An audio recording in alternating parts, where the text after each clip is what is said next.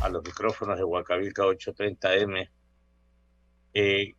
como siempre, y él muy amable, aceptándonos esta invitación para que un poco nos dilucide, para que un poco nos aclare, especialmente a nuestros oyentes, público heterogéneo, su colectivo, donde no todos somos abogados y queremos más o menos orientarnos, saber, conocer más detalles de este caso de la Contraloría General del Estado.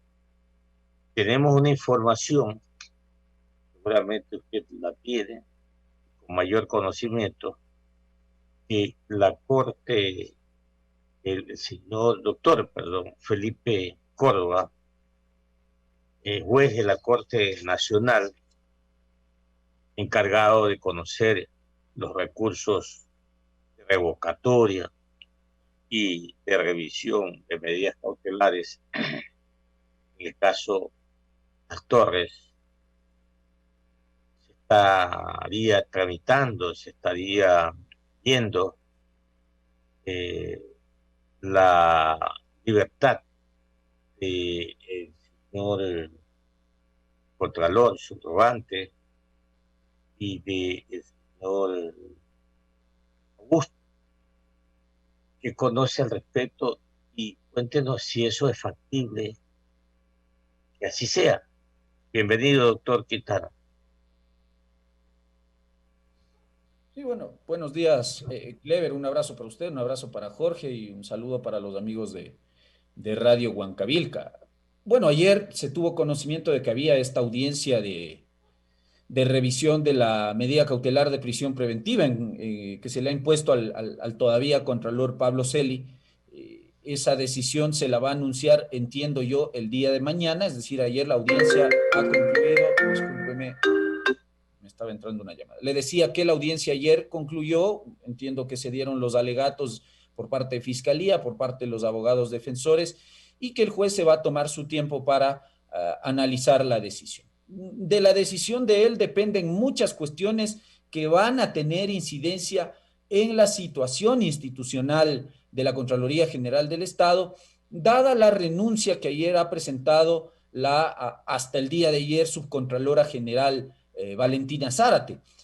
Porque naturalmente hoy amanecemos nosotros con una entidad contralora en los hechos acéfala. Le digo en los hechos porque, digamos, formalmente Pablo Celi sigue siendo el Contralor General del Estado, más allá de la ratificación que le hizo el Consejo Transitorio en su momento y ese blindaje que le dio a esta clase de decisiones la propia Corte Constitucional, porque Pablo Celi no ha sido objeto de juicios políticos todavía y tampoco ha presentado una renuncia, de tal manera que él no tiene alguna causa hoy, al menos para perder el cargo. Por eso le decía que la decisión de la Corte Nacional de Justicia en torno a su prisión preventiva tiene una incidencia directa en la situación institucional de la Contraloría. Y básicamente ahí nosotros tenemos dos posibilidades. La primera es que se revierta la medida cautelar de prisión preventiva, es decir, que se la revoque y en lugar de la prisión preventiva se le impongan a Pablo Celi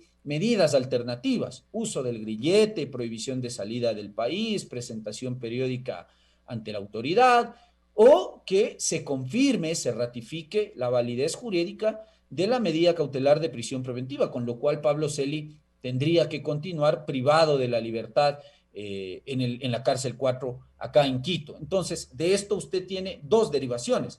Si es que se ratifica la medida cautelar, Pablo Celi sigue físicamente impedido de desempeñar el cargo de contralor en los hechos, digamos, más allá de que, como le decía, en la forma él seguiría siendo contralor, sería un contralor básicamente de nombre, de membrete, porque él tendría que designar un subcontralor general del Estado nuevo que le pueda subrogar de conformidad con el artículo 33 de la Ley Orgánica de la Contraloría General del Estado. Si es que en cambio se revierte la medida cautelar de prisión preventiva y se la sustituye por otras alternativas, pues Pablo Celi se reincorporaría a sus funciones y retomaría él el despacho en la Contraloría General del Estado, sin perjuicio de tener que designar igual un subcontralor general del Estado, dada la renuncia de la doctora Zárate. Entonces, como usted ve, si el proceso penal y la situación administrativa en la Contraloría son dos ámbitos totalmente diferentes, pero en este caso la decisión en el proceso penal respecto a la prisión preventiva tiene una estrecha vinculación con la situación institucional de la Contraloría. 7 de la mañana, 42 minutos. Me dice Hugo Yete, aquí me escribe, dice, a ver, que el doctor Quintana nos explique. Yo sabía que los capos desde la celda, las penitenciarías, ordenaban hacia afuera, pero jamás me había imaginado que un contralor ponga desde una celda acciones administrativas. ¿Qué opinión le merece? No, yo estoy de acuerdo, digamos, yo no soy quien para llamar capo a nadie, para empezar, es decir, en eso se lo No, dejo. no, el diferencia es de la Pero, delincuencia y pero acá es el sí le debo caso hacer de... presente, sí le debo hacer presente que Pablo Celi está impedido de desempeñar el cargo de Contralor General del Estado. Él tiene una medida cautelar de prisión preventiva, está privado de la libertad, ha sido vinculado a un proceso penal por delincuencia organizada y en esas condiciones él físicamente no puede ejercer el cargo de Contralor General del Estado. De tal manera que él no tiene ninguna facultad ahora normativa ni jurídica, porque además él mismo ha solicitado acogerse a una licencia por enfermedad. De tal manera que él está ausente temporalmente del cargo, insisto, de conformidad con el artículo 33 de la Ley Orgánica de la Contraloría General del Estado.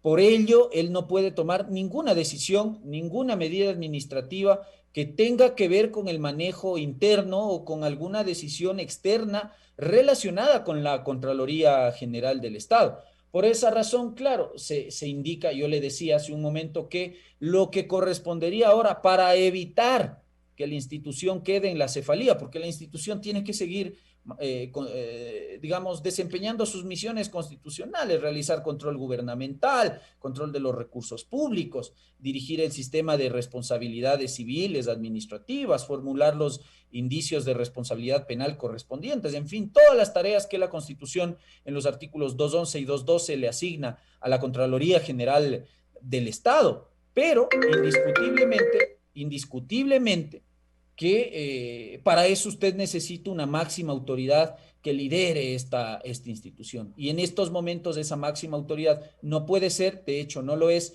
Pablo Celi, en el sentido de que él está ausente temporalmente del cargo. Por eso se hace imperioso contar con un subcontralor. La gran pregunta es ahora, si es que Pablo Celi está ausente temporalmente del cargo y no puede desempeñarlo, él podría desde la cárcel emitir un acto administrativo, una acción de personal, designando un nuevo subcontralor general del Estado, yo le diría que eso jurídicamente es muy complicado, porque le insisto, él no puede desempeñar el cargo. Entonces, ¿qué vamos a hacer con la Contraloría hasta tanto?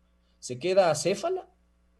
Pablo Celi despachando desde la cárcel, como comentaba la persona que hacía la pregunta y que tiene una observación muy clara y en la que tiene la razón, es decir, ¿cómo en Ecuador permitimos que altos funcionarios que ahora están vinculados a casos de corrupción, pues sigan manejando instituciones de control desde la cárcel?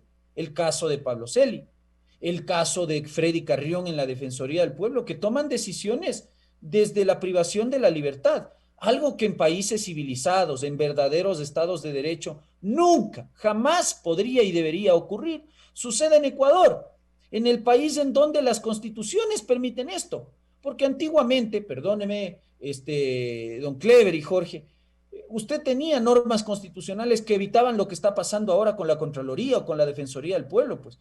Porque si una autoridad pública era vinculada a un proceso penal, se inhabilitaba temporalmente para el desempeño de la función, algo que convenientemente en la constituyente de Montecristi se elimina, ¿no? Y que ahora permite que pase lo que está pasando con Pablo Celi o con Freddy Carrión, respectivamente, en las entidades a las que ya me refería. De tal manera que hoy la salida que nos queda es, o uno, que Pablo Celi renuncia a la Contraloría General del Estado, algo que nadie le impone por ley, sino que ya sería una cuestión realmente de ética pública, o dos, que de una vez por todas la Asamblea Nacional, cuya Comisión de Fiscalización y Control Político se ha hinchado el pecho de decir que va a fiscalizar esta vida y la otra, bueno, empiece por esto, pues, ¿no? Empiece por poner prioridades. Y me parece que el caso de la Contraloría General del Estado es hoy en día una prioridad necesaria, inmediata para la Asamblea Nacional, porque si el funcionario no renuncia, pues ese lo vía juicio político. Y por otro lado, el Consejo de Participación Ciudadana que hace la de Poncio Pilatos, ¿no? Y dice, ah, no, es que como el Consejo Transitorio blindó el nombramiento de Pablo Celi hasta el 2022, entonces nosotros no podemos hacer nada. Hay que esperar hasta el 2022 para llamar al concurso de méritos y oposición para poder designar al reemplazo de Pablo Celi, porque además hay una sentencia de la Corte Constitucional que blinda las decisiones del Consejo Transitorio. Bueno, eso realmente demuestra también la supina ignorancia de los miembros del Consejo de Participación Ciudadana, porque acá nadie está pidiendo el reemplazo de Pablo Celi. Pablo Celi es un contralor subrogante. El contralor titular era Carlos Polit, y Carlos Polit fue cesado vía juicio político, censurado y destituido, pese a que presentó la renuncia. Carlos Polit fue censurado y destituido en el año 2017 por la Asamblea Nacional por la vía del juicio político. De tal manera que el artículo 205 de la Constitución lo que dispone, y disponía en ese momento también, era que el Consejo de Participación Ciudadana inicie inmediatamente el proceso de selección de méritos y oposición para designar al reemplazo. Y hasta tanto, claro, Pablo Celi, siendo contralor subrogante o subcontralor general del Estado de Carlos Polit, debía asumir temporalmente el cargo de contralor de conformidad con el artículo 33 de la Ley de la Contraloría General del Estado. Pero esa subrogación no podía ser para las eternas memorias, ni hasta terminar el periodo, como equivocadamente dijo el Consejo Transitorio en su momento. Por esa razón, la deuda sigue estando ahí y la arrastra el Consejo de Participación Ciudadana, que yo no sé hasta cuándo se va a demorar en convocar al concurso de méritos y oposición, porque esta es la única salida que yo le veo para tener ya un contralor definitivo y evitar el bochorno institucional. Digo, yo realmente a la Contraloría le tengo un cariño, un afecto especial, y no puede ser posible que una institución esencial para el combate a la corrupción esté a la deriva, pues, ¿no? Y que las entidades de control, como el Consejo de Participación Ciudadana y la Asamblea Nacional, vean esto de una manera pasiva, ¿no? Y digan, no, el juicio político a Pablo Celi no es una prioridad, o la designación o el concurso de méritos y oposición, no, tampoco es una prioridad. Consultemos al procurador, consultemos a la Corte Constitucional a ver qué nos dicen. Bueno, si vas a estar consultando el ejercicio de tus atribuciones, no te quejes si el día de mañana en consulta popular te eliminan, pues porque si la atribución que te da la Constitución no la quieres ejercer a plenitud, bueno, entonces, ¿para qué estamos, no? ¿Para qué estamos? Entonces dejemos nomás que estos funcionarios sigan despachando desde la cárcel 4 de Quito, no hay ningún 7 de la problema. mañana, 50 minutos en Ecuador Continental, dialogando aquí en Huacavilca 830M con el señor doctor Ismael Quintana sobre el caso Contraloría General del Estado y Defensoría del Pueblo. Mi compañero, el licenciado Jorge Escobar, tiene inquietudes para usted, doctor Quintana. ¿Cómo le va, doctor? Buen día y bienvenido a Contrapunto. Y claro, todo cae sobre lo político, porque es la Asamblea la que a través de su comisión pertinente de fiscalización, la que debe empezar a agilitar este proceso. ¿Cuánto tiempo lleva ya detenido Pablo Celi? Esto fue a pocas semanas de que concluya el gobierno de Lenín Moreno. En Seguramente a abril, estas 17 de alturas abril. ya tenemos 2 meses, ¿no? Y vamos al tercero seguramente. Entonces, me parece que ya es momento de que esa comisión de fiscalización, hoy presidida por Fernando Villavicencio, también tenga al menos un pronunciamiento de forma parcial, que diga en cuánto tiempo van a conocer este proceso, que uno de sus integrantes de la Asamblea impulse esta solicitud. La verdad es que llama la atención, porque sobre esa línea solo se han escuchado anuncios, pero no hay una acción específica, un impulso, como señalan los abogados, para que esto se empiece a tratar. incluso para que exista en el CAL una solicitud que luego de su calificación pase a la Comisión de Fiscalización. Sí, efectivamente, por eso digo, esta Asamblea Nacional y la Comisión de Fiscalización hace mucho ruido, pero pocas nueces, ¿no? Fernando Villavicencio es un legislador que, digamos, sigue en su rol de denunciólogo, perdóneme que se lo diga con toda la franqueza del mundo, pero ya debe empezar a comportarse como un fiscalizador serio, ¿no? Es decir, dejemos un poquito el figuretismo en los medios de comunicación, a los cuales incluso a veces ni asiste, ¿ya? Y empecemos a hacer el trabajo de legislador y de fiscalizador principalmente. Ya estuvo bueno de que se pase la comisión de fiscalización o varios de sus miembros en los medios de comunicación diciendo lo que van a hacer. Y la gente ya sabe lo que quieres hacer, ahora hazlo y establece prioridades, pues. A ver, yo sé que queremos fiscalizar los 14 años de corrupción del correísmo, estamos de acuerdo, ya, está bien, fiscaliza las hidroeléctricas, las refinerías, los terrenos aplanados, está muy bien.